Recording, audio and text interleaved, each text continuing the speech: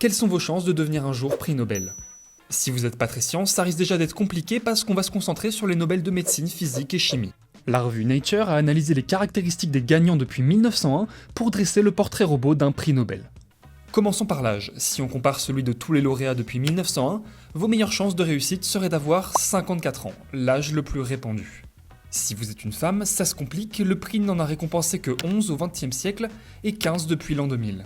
Et ça s'explique notamment par le manque de représentation des femmes dans la recherche scientifique au cours de l'histoire, mais aussi parce qu'il est arrivé plus d'une fois que des femmes se fassent voler leurs travaux par des hommes qui ont remporté le Nobel, comme Rosalind Elsie Franklin qui s'est fait reprendre ses travaux récompensés par le prix 2 fois par des hommes. Mais revenons à nos moutons. Pour espérer remporter le sésame, il faudra aussi que vous bossiez dans votre domaine d'études pendant au moins 20 ans, pour ne serait-ce qu'espérer produire un travail digne du Nobel. Pour ce qui est de l'endroit où vous habitez, vous aurez de meilleures chances si vous venez d'Amérique du Nord, qui compte 54% des lauréats. Bon, et vous pouvez aussi nettement augmenter vos stats si vous travaillez au contact de précédents prix Nobel ou que vous avez les mêmes mentors. Car le Nobel, c'est aussi une affaire de réseau. Enfin, il faudra bien choisir votre domaine d'études. En physique, ce sera la physique des particules. En médecine, la biologie cellulaire, étudiée par les tout récents prix Nobel de 2024. Tandis qu'en chimie, ce sera tout ce qui touche aux molécules. Ah oui, et soyez prêts à être partageurs.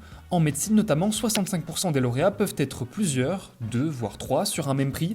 C'était le cas cette année avec Victor Ambros qui a partagé son Nobel avec Gary Ruvkun pour la découverte des micro-ARN. Ah, et on vient de me dire dans l'oreillette que les prix Nobel de chimie 2024 sont décernés à ces 3 hommes-là.